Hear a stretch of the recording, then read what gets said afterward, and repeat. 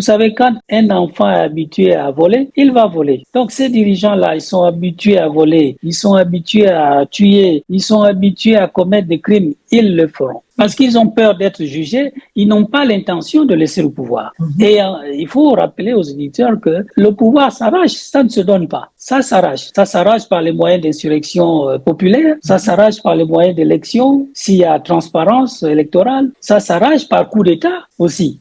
Donc, il y a justement tous les moyens qui sont à notre disposition. Il faut simplement que nous soyons conscients de ce que nous voulons, où est-ce que nous voulons amener le Gabon, qu'est-ce que nous voulons pour l'Afrique. Et si nous voulons une Afrique unie, un Gabon développé, eh bien, il faut que nous nous battons pour en arriver justement au pouvoir. Honneur, respect, mes chers. Contente de vous voir, contente de savoir que vous êtes derrière l'écran et que vous êtes tout assis, bien à l'aise chez vous, en train de nous regarder. Comme vous savez, le 10 septembre dernier a débuté la 79e session de l'Assemblée générale des Nations unies, ce qui marque une étape décisive dans l'effort mondial, vraisemblablement avec tout ce qui se passe aussi autour du monde. Donc, on sait pertinemment que tous les sujets d'actualité, tous les sujets, en fait, chauds seront débattus lors de ces événements-là, lors de ces rencontres-là. Ce qui veut dire que beaucoup de nos chefs d'État ont fait le déplacement, surtout sur le continent Kéboulan. On en voit plusieurs. Je suis en train de regarder, de bien analyser leurs discours et de voir dans quelle mesure certains des discours devraient retenir nos attentions plus ou moins et pour en analyser la teneur. Mais avant d'aller plus loin, je vais vous présenter de nouveau parce qu'il a été déjà un de mes invités. Il revient. Il est originaire de Libreville, donc du Gabon. Il est fondateur du Rassemblement des Gabonais républicains, donc le RGR. C'est un homme politique. Vous l'avez déjà deviné. Je parle de Monsieur Alain Alan Mbamani. Donc, il est avec nous. Il va surtout parler du Gabon, de la participation de Monsieur Oligui à cette assemblée-là et il va nous donner un petit peu son analyse de tout ça.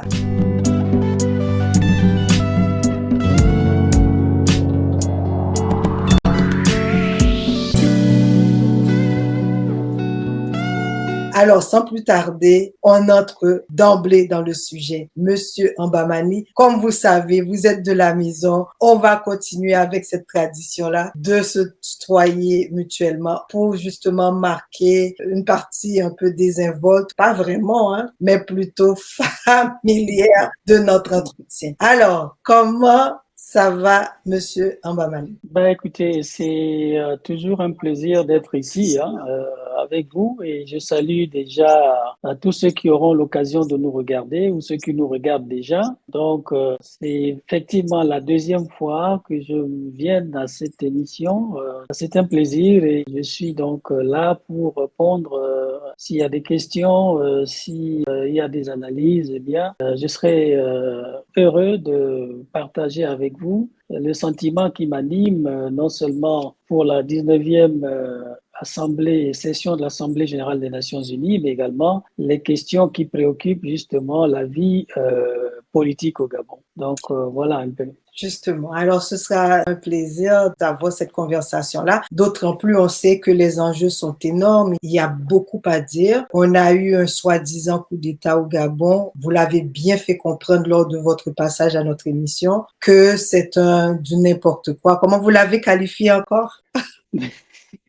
Ben écoutez, ça me fait toujours rire quand j'entends les gens parler du cas. Il y a eu ce qu'on appelle un remue-ménage ou bien que vous appellerez encore un coup de salon entre la milice présidentielle du Gabon, c'est-à-dire ce qu'ils appellent là-bas la garde présidentielle, mais nous savons aussi que cette garde présidentielle est l'émanation de la France-Afrique, donc c'est une milice qu'on a mis au service de la République gabonaise pour assurer la sécurité non seulement du président, mais également aussi, il faut le dire, cette milice privée joue aussi d'autres rôles quant à ce qu'il s'agisse de mater les populations, quant à ce qu'il s'agisse aussi d'assassiner nos compatriotes lors des élections ou après les élections. élections. Donc, on a connu les déboires avec cette milice présidentielle depuis Omar Bongo, le père, et on l'a continué avec Ali Bongo. On a vu en 2016 où ils ont assassiné beaucoup de nos compatriotes, et en 2023, ils ont fait ce qu'ils ont appelé eux-mêmes coup d'État, mais que nous ne considérons pas comme un coup d'État. C'est plutôt un remue-ménage de palais. Voilà. Alors, avant d'aller rapidement sur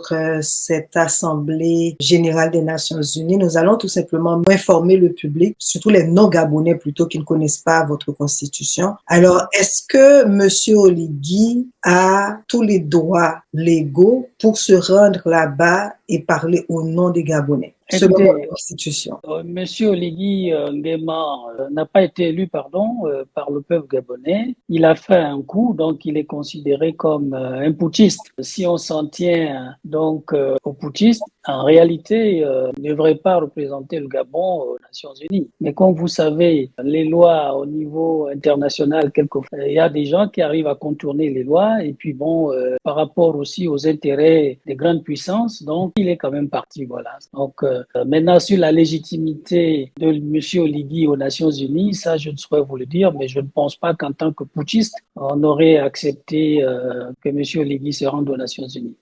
Alors, quels seraient, selon vous, les vrais enjeux de cette participation du Gabon à cette Assemblée générale des Nations unies? Bon, écoutez, moi je parlerai d'abord en tant que panafricain, en tant qu'Africain. Dans cet angle-là, nous ne voyons pas vraiment les enjeux de l'Afrique, justement, à participer à la 79e session de l'Assemblée générale des Nations unies. Parce qu'en fait, quand vous regardez les choses de près, c'est l'occasion pour les chefs d'État africains de faire du gâchis financier, parce qu'en réalité, rien ne sort de ces sessions-là, de ces réunions avec les Nations unies.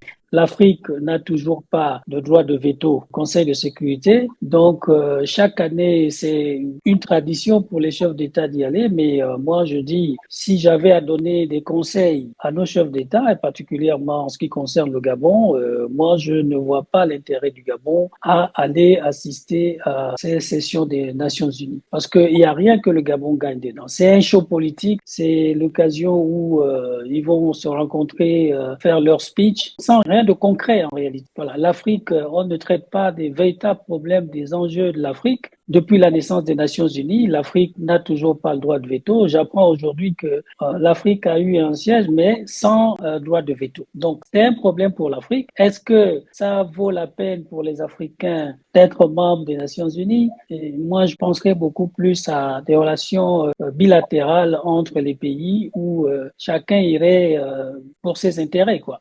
Mais sinon, je ne vois pas d'utilité pour l'Afrique d'être membre d'une organisation comme les Nations Unies qui n'apporte rien à nos pays. En ce qui concerne le Gabon, je n'ai pas encore vu quelque chose de concret que les Nations Unies ont fait au Gabon. Donc, alors justement, voilà. Parce que là, on s'en est rendu compte lors de la dernière session que beaucoup de chefs d'État africains n'étaient même pas d'accord sur certains principes de participation, et donc beaucoup de gens leur ont reproché justement l'idée d'aller quémander pour une place, pour une voix, lorsqu'on sait pertinemment que on utilise le continent pour leurs propres intérêts de certains pays. Alors, est-ce que c'est être trop catégorique de dire on devrait tout simplement arrêter le cirque et de ne pas continuer? Est-ce que les chefs d'État africains, à un moment donné, penses-tu qu'ils vont dire ok, là c'est assez duré, on va s'arrêter là et puis on va plus quémander pour une place aux Nations Unies? Mais écoutez, il faut d'abord dire que l'Afrique, c'est tout un continent, hein, c'est 54 pays. Et c'est le membre des Nations Unies qui a plus de pays membres aux Nations Unies. Donc, moi, je pense que si les Africains étaient sérieux, si ceux qui sont à la tête des États africains, s'ils étaient sérieux, je pense qu'il y aurait d'abord un sommet Afrique pour évoquer justement ces questions de participation de l'Afrique aux sessions des Nations Unies et voir quels sont les objectifs d'abord que l'Afrique poursuit auprès des Nations Unies, quel est l'intérêt de l'Afrique, qu'est-ce que l'Afrique veut, et à partir de là, au sortir d'un un sommet Afrique comme ça, s'ils sont tous d'accord que nous allons aux Nations Unies parce que nous voulons ceci, parce que nous voulons cela, il faut aller de manière dispersée où vous savez aussi que beaucoup de pays africains sont sous domination coloniale jusqu'à présent. Donc, ils ne servent pas réellement leur pays, ils servent les intérêts extérieurs. Donc, il est difficile pour le continent de se mettre ensemble dans une logique de poursuite d'intérêts de l'Afrique en général. Et donc, de manière dispersée, chacun va et puis ils font leur discours et puis bon, rien d'intéressant, rien de profitable pour l'Afrique, rien de profitable pour le Gabon, comme je vous disais tout à l'heure. Je n'ai pas vu de manière concrète ce que les Nations Unies a fait au Gabon. Même quand il y a eu des assassinats chez nous, on n'a pas vu les Nations Unies lever un bout de doigt pour dire non, écoutez, il faut que tel ou tel soit poursuivi pour avoir commis des actes criminels chez nous. Je vous ai parlé de l'élection 2016 et bien d'autres, l'élection de 93 et autres. Beaucoup de Gabonais sont morts. Et donc, être membre d'une organisation, ça voudrait dire aussi que cette organisation, lorsqu'il y a des problèmes dans vos pays, ils sont là pour apporter leur aide, leur contribution à la vie socio-politique de votre pays. Mais si c'est pas ça, je pense que si j'étais moi au pouvoir, j'arrêterais moi de partir assister aux sessions Conseil de sécurité des Nations Unies.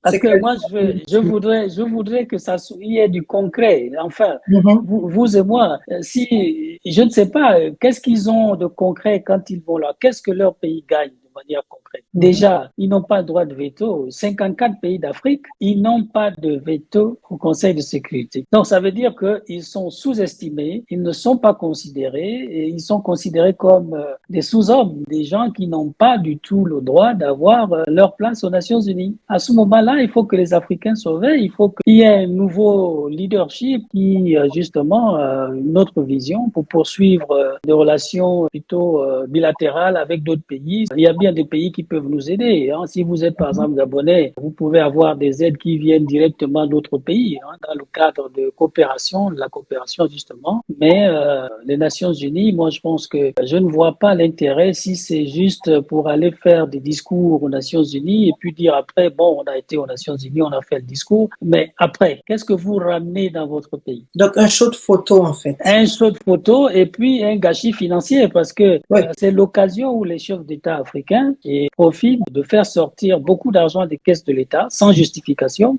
Parce que je me demande bien, au niveau du Gabon, par exemple, est-ce qu'il y a une ligne budgétaire qui prévoit que le chef de l'État va aux Nations Unies faire son discours, combien il a besoin ou combien d'argent est prévu pour son voyage, parce qu'on cherche généralement, Bongo, par exemple, le père, quand il allait, il a mené une délégation de 200, 300 personnes. Justement, c'est ça, j'allais parler de ces affaires de délégation, parce que chez nous, c'est le même problème que nous avons. Ils ont une grande délégation et on ne connaît même pas le rôle de chaque personne. Exact. Comment interpréter ça? Mais retournons sur le Gabon. On a vu tout ce scénario-là, on a eu coup d'état de salon, comme vous le dites bien. Maintenant, qu'est-ce qui freine réellement cette sortie de crise dans laquelle se plonge le Gabon et les Gabonais, et comment expliquer l'incapacité pour le moment du Gabon à se renouveler et à justement évoluer réellement dans la sphère socio-économique et politique? Bon, écoutez, il faut d'abord restituer le contexte. Hein. Nguema, il a pris le pouvoir, comme je voulais dire,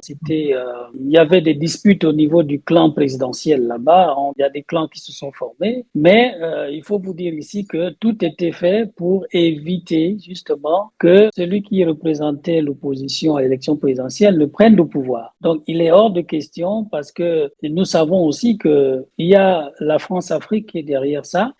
Et ceux qui viennent, justement, ils ne viennent pas dans l'intérêt de faire évoluer le processus politique. Ils ne viennent pas pour apaiser le climat socio-politique, mais plutôt pour des agendas qui sont cachés. Parce que si nous nous en tenons à ce qu'il a dit quand il a pris le pouvoir, essentiellement la réforme des institutions, parce qu'il estime, lui, que les institutions ne fonctionnaient pas de manière globale et que le pouvoir qui était là piétiner ces institutions. Donc, lui, il est venu restaurer les institutions. Mais on se rend compte qu'un an après, aucune institution n'a été restauré. Mais vous le voyez prendre un autre chemin. Il est déjà dans une posture présidentielle. Il a même commencé la campagne depuis. Il visite toutes les 9 provinces. Il est pratiquement en campagne. Donc, il n'a pas l'intention et aussi il avait dit qu'il devait remettre le pouvoir aux civils. Mais apparemment, il a changé de posture et nous craignons que la voie qu'il est en train d'emprunter pose problème dans l'avenir. Voilà. Donc, selon vous, si je comprends bien, il s'impose déjà en tant que candidat à la présidence. C'est bien ça? Ben, Pour rendre plus simple pour tout le monde. Mais c'est ce qu'il fait. Il s'impose déjà. Il a déjà, comme à l'accoutumée avec son grand-père ou son oncle Omar Bongo, il a mis à la tête des institutions qu'il a promis de reformer. Il n'a reformé aucune institution jusqu'à présent, mais il a déjà mis à la tête de ces institutions-là ses parents, ses frères, ses cousins. À la Cour constitutionnelle, par exemple, il a mis son frère, son cousin. Donc, ça veut dire déjà qu'il prépare les élections et il enlève l'organisation des élections présidentielles au comité qui était chargé d'organiser les élections. Il le remet donc au ministère de l'Intérieur. Ça veut dire que c'est lui qui nomme le ministre de l'Intérieur. Donc, vous comprenez qu'il y a problème. Et ensuite, il va donc suspendre les activités des partis politiques. Et vous savez, si l'élection a lieu en 2025 et que les partis politiques, les activités des partis politiques soient suspendues, il y a comme un problème. Ça veut dire que là, il a nommé aussi une assemblée nationale avec des gens qu'il connaît bien, des anciens PDGistes, des gens qui ont travaillé avec le régime. Parce qu'il faut dire, il a nommé des anciens PDGistes, des gens qui ont servi avec l'ancien président dans toutes les institutions, à l'Assemblée nationale, au Sénat, partout. Donc, il se prépare. Et donc, voilà un peu ce qui est regrettable parce qu'il ne tient pas à sa parole. Parce qu'il a dit quand il prenait le pouvoir, il devait remettre le pouvoir aux civils. Il devait restaurer les institutions. Mais aucune institution n'a été restaurée jusqu'à ce que je vous parle aujourd'hui. Mais il est déjà dans une posture présidentielle. Il fait des voyages. Il est en Afrique, en Europe, en Asie, partout, comme s'il était un chef d'État élu par les Gabonais. Et en plus de ça, il met en place un projet de constitution qui pratiquement élimine tous les potentiels adversaires politiques. Vous voyez, les potentiels candidats à l'élection présidentielle, il faut éliminer tout le monde. Donc, en mettant en place des lois qui empêcheraient non seulement aux Gabonais qui sont au Gabon, mais ceux qui sont à la diaspora aussi, ceux qui sont à l'étranger, de participer à l'élection présidentielle. Nous ne savons pas pourquoi il a peur. Si c'est un militaire, on nous dit, mais pourquoi il a peur? Il met en place un projet de constitution justement pour vouloir barrer la route à d'autres Gabonais. Et ça pose énormément de problèmes et nous pensons qu'il faut que les Gabonais se réveillent pour dénoncer cet état de choses. On ne peut pas revenir à l'ancien système, un système de parti unique où tout le monde parle le même langage. Un pays n'avance pas à partir du parti unique. Un pays avance lorsqu'il y a la pluralité des idées. Quand il y a la contradiction, je pense que c'est à ce moment-là que le pays peut avancer. Mais si on veut empêcher aux gens de parler, on veut empêcher aux gens de participer aux activités politiques, où je pense qu'il y a un problème. Justement, alors que fait l'opposition en ce sens-là? Est-ce qu'on se laisse intimider et finalement on va se cacher dans vos tanières, dans ce cas de figure? Ou est-ce que l'opposition a cette capacité quand même de sortir le peuple, d'en parler, de faire des sittings, des meetings? Quelle est l'atmosphère en ce sens-là par rapport justement à cette opposition? Mais je crains fort qu'il n'y ait pas d'opposition parce que, à ce qui semble, il aurait acheté tout le monde là-bas déjà. Il faut d'abord dire que l'opposition qui existait au Gabon, c'était constitué des membres qui ont dirigé avec l'ancien président Omar Bongo et avec Willy Bongo. Donc, c'était des gens qui avaient gouverné, qui sont responsables des débâcle du Gabon, qui sont responsables de l'échec du Gabon, du sous-développement du Gabon. Donc, il y a vraiment pas grand-chose à s'attendre.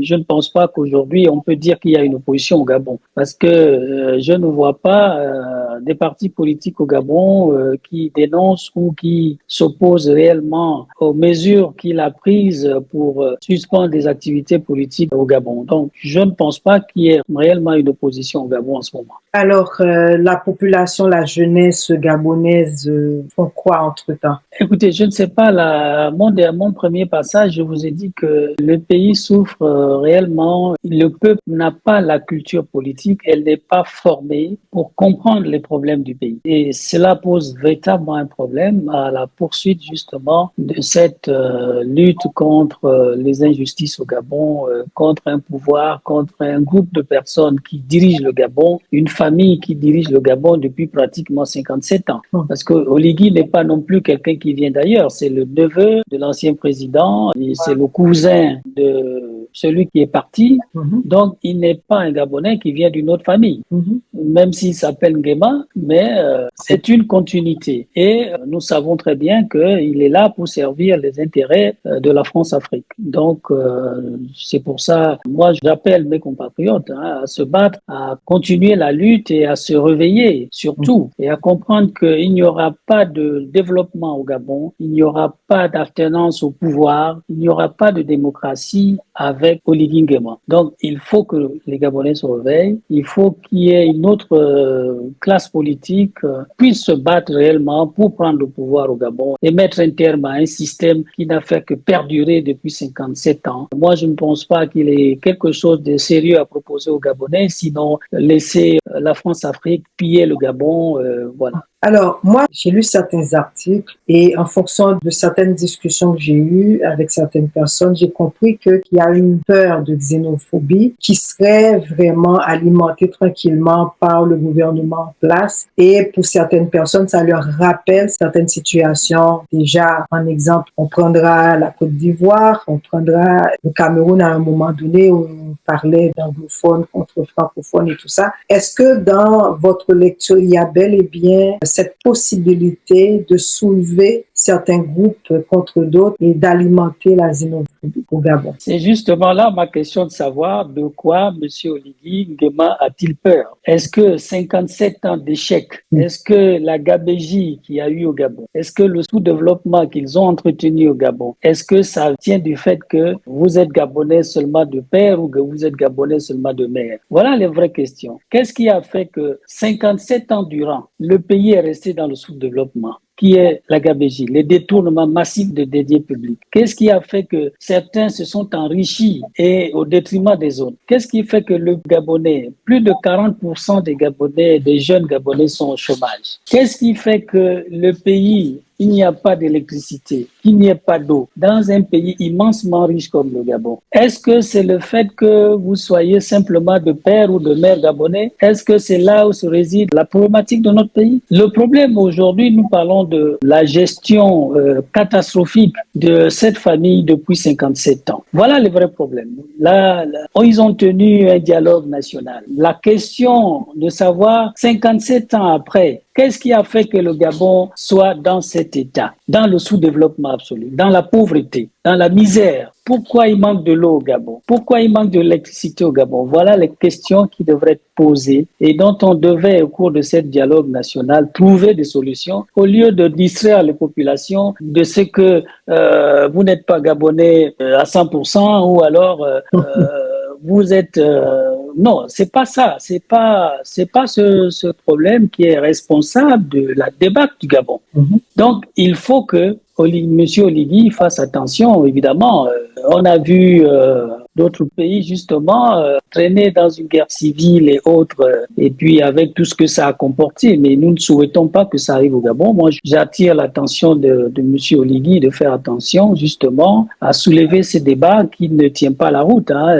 Tous ceux qui sont venus avant, que ce soit le premier président Léomba, il a dit à l'époque, était Gabonais, un enfant né au Gabon, qu'il soit né au Gabon de parents étrangers, il est Gabonais, qu'il soit né seulement d'une mère gabonaise, il est Gabonais. Donc, je ne vois pas, on veut trouver des raisons pour distraire les Gabonais du gâchis financier qu'ils ont orchestré depuis 57 ans. Voilà. Moi, je pense qu'il faut appeler à la responsabilité des uns et des autres pour qu'ils n'entraînent pas le pays dans cette voie. Et évidemment, le projet de constitution qu'ils ont sorti, justement, dans son article, je crois, 53, avec les conditions d'éligibilité à la présidence du Gabon, Gabon. Mais en ce moment, ce dossier, ce projet est allé à l'Assemblée nationale où ils ont mis en place, je crois, une constituante qui devait revoir donc ce projet de constitution et nous pensons qu'ils vont revenir à la raison. Ça veut dire, en réalité, s'ils disqualifient un citoyen qui est de mère seulement gabonais ou qui est de père seulement gabonais, ça veut dire qu'ils n'ont même pas le droit de voter.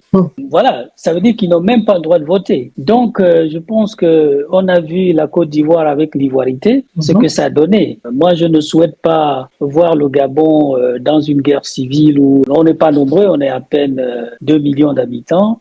Est-ce qu'on veut aller dans cette voie? Je ne pense pas. Je pense qu'il est intéressant d'interpeller tout le monde, d'amener tout le monde à la raison. Je ne sais pas pourquoi M. Oligui a peur, c'est un militaire. Même Omar Bongo n'a jamais empêché à quelqu'un qui est dans la diaspora d'être candidat. Je me souviens qu'on a vu des candidatures venues de l'extérieur à l'époque. Omar Bongo n'a jamais dit parce que tu es à l'étranger et tu ne peux pas être candidat au Gabon. Mais de quoi il a peur? Je ne comprends pas pourquoi il aurait peur. On saura ça un peu plus tard, je suppose. Avant qu'on aille à une des questions que j'avais scrutées dans le chat pour me passer l'anglicisme, lors justement de votre passage à l'émission précédemment, parce qu'il y a des gens qui ont commenté l'émission qu'on avait fait précédemment. Mais avant qu'on aille là, j'ai une question pour vous, à savoir que faut-il au Gabon pour se prendre en main actuellement, pour se sortir de ce bourbier? Mais écoutez, moi je pense qu'il faut des hommes et des femmes intègres, il faut des hommes et des femmes conscients de ce que le pays est pris en otage par un groupe de voyous, un groupe de criminels qui veut imposer des lois à ceux qui n'ont jamais commis de crimes. Vous voyez? Et on a vu même, ils sont même allés très loin dans ce projet de constitution pour vouloir se donner des amnisties. Vous voyez? C'est vraiment ridicule. On ne met pas dans un projet de constitution, on ne parle pas d'amnistie. L'amnistie, c'est une loi. Moi aussi. Voilà. C'était la même chose. Je vous écoute et j'ai dit, mais c'est pas possible, c'est les mêmes scénarios. Voilà. L'amnistie, c'est un projet de loi qui est transmis à l'Assemblée. C'est l'Assemblée qui va décider du projet de loi de l'amnistie. Et le président peut gracier qui il veut, mais pourquoi aller mettre dans un projet de constitution les questions d'amnistie? Ils veulent être amnistie de quoi? Vous voyez? Donc, ce sont des gens qui commettent des crimes jusqu'à présent, que ce soit des crimes économiques, financiers, autres, humains, mais qui imposent des lois sur des autres, sur ceux-là qui n'ont même pas commis des crimes. À nous autres qui sommes à l'étranger, qui n'avons jamais commis de crimes, mais ils nous imposent des lois. Alors moi, je pense qu'il faut, moi, je vais interpeller les Gabonais qui sont à l'étranger surtout, et ceux qui sont au Gabon, qui ont quand même conscience que le pays va mal, qu'il faut donc se serrer les coudes et se mettre ensemble pour pouvoir renverser la vapeur. Hein. Moi, je pense qu'on ne peut pas avoir une élection libre et démocratique au Gabon. Comme je vous l'ai dit la fois dernière, hein, vous avez une armée étrangère qui est sous votre territoire. Vous ne pensez pas à être sérieux. Vous ne me direz pas qu'avec ça, vous aurez une élection libre et démocratique chez vous. Avec quelqu'un qui pratiquement a pris une autre posture, il est déjà dans cette logique de président de la République, donc il va vouloir s'accrocher à tout prix au pouvoir. Il va organiser une élection dont il a déjà mis à la tête des institutions ses parents pour dire qu'il a gagné l'élection. Et donc il faut que nous autres qui sommes à l'extérieur, nous essayons de réfléchir également avec ceux qui sont à l'intérieur et essayer d'apporter donc ce changement-là par tous les moyens. Voilà. Alors, pour terminer cet entretien-là, comme je l'ai annoncé, on va aller vers une question qui a été posée sur le chat de cette émission que nous avons eue. Alors, la personne demandait, où étiez-vous pendant tout ce temps-là? Pourquoi c'est maintenant vous parlez? Au lieu de rentrer au pays, et vous mettez à l'extérieur et vous nous chauffez les oreilles. Donc, moi, j'en ai ajouté un peu, juste pour que les gens comprennent l'essentiel parce qu'ils ne l'ont pas vu. Alors, votre réponse à cette personne-là, je ne sais pas si elle est une abonnée à la chaîne, mais ce serait quoi votre réponse à une telle question? Écoutez, c'est pour dire d'abord que peut-être que votre auditeur ne me connaît pas réellement. Moi, je suis sur la scène politique depuis près de 40 ans. J'ai conduit avec un un certain nombre de compatriotes des aînés à la conférence de 1990, aux événements de 90. Donc, tous les événements politiques se sont produits au Gabon. J'étais là.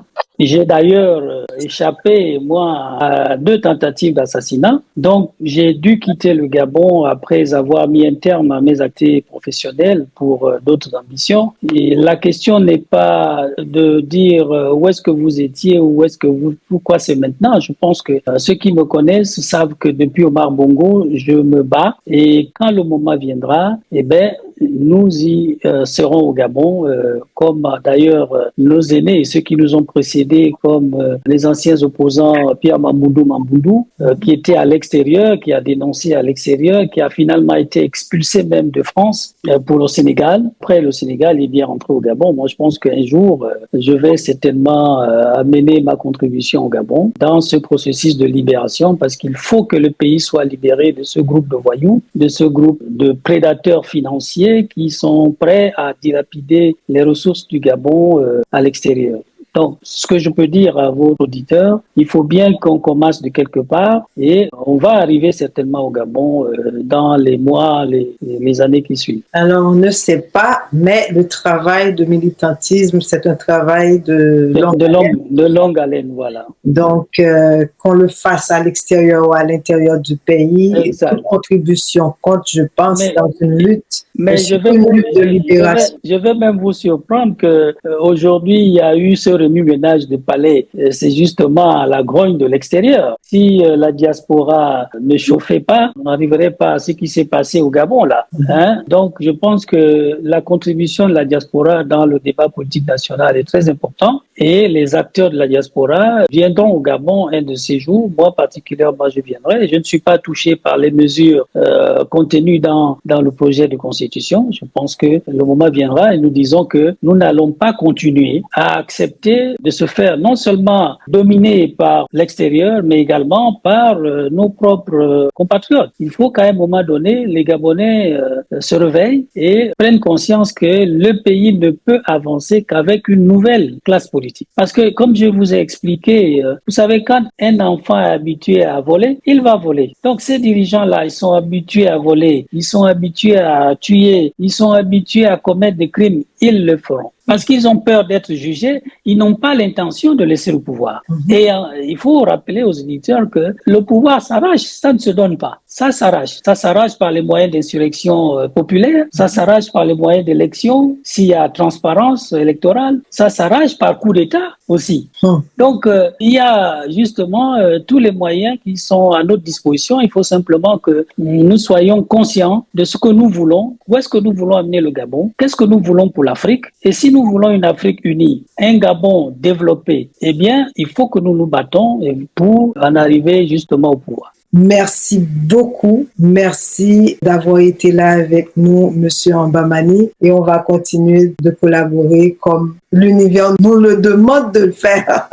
Parce qu'on ne pourra pas arriver seul, ça c'est clair. Mais écoutez, c'est moi qui vous remercie. Je pense que ce genre d'émission, il faut que nous ayons souvent l'occasion de pouvoir nous exprimer. C'est dans cette voie que j'invite les Africains en général, les Gabonais en particulier, à ouvrir des radios, des télévisions, que ce soit à travers les réseaux ou alors sur place. Il faut qu'ils le fassent parce qu'on a été inondés depuis les années 60 avec des médias étrangers. Il est temps que nous, en tant qu'Africains, on commence à se réveiller pour dire attention, si on veut maîtriser le débat, il faudrait que nous ayons nos propres instruments, télévision, radio et tout ça. Et ce n'est qu'à partir de là qu'on aura l'occasion, on pourrait avoir l'occasion de nous exprimer et de faire passer nos messages aussi pour que tous ceux qui sont dans le monde puissent nous écouter et écouter notre cri d'alarme surtout. Donc, moi, je vous remercie que vous ayez eu cette aimabilité de m'inviter. Et moi, je remercie les auditeurs qui nous suivent et ceux qui ont des questions, qui n'hésitent pas une prochaine fois de le poser. Et comme je vous ai dit, moi, je suis encore à l'extérieur, mais je vais rentrer au Gabon d'ici là. Alors voilà, donc, c'est le soir, vous avez entendu, parce que moi, vous savez que je m'inscris profondément dans toute lutte qui nous concerne, parce que on ne peut pas continuer en plein 21e siècle à vivre être dans des situations aussi abjectes de pauvreté, de vulnérabilité à tous les niveaux. C'est notre responsabilité de nous mettre debout. C'est notre responsabilité de nous battre réellement pour ce qui nous est dû, parce qu'on a tout ce qu'il faut. On a les richesses naturelles, on a les richesses humaines. C'est à nous maintenant de faire la différence. Alors, ainsi, on va clore cet entretien-là sur ces paroles, je trouve, assez profondes et qui, je crois, vont avoir un écho dans le cœur de tous les Gabonais et surtout de tous les panafricanistes qui sont prêts à supporter la lutte gabonaise et la lutte de tous les peuples africains de partout dans le monde. Alors, sur ce, merci d'avoir été avec nous. Merci d'avoir suivi cet entretien-là. Donc, je vous donne déjà le prochain rendez-vous dans une semaine. Et merci de mettre le pouce bleu, de vous abonner si ce n'est déjà fait, de partager les vidéos et de s'assurer que la voix de tous nos invités puisse aller au-delà des frontières et partout dans le monde. Sur ce, je vous dis tous, Kembe Jam Balagé, câlin, beaucoup d'amour et à la prochaine.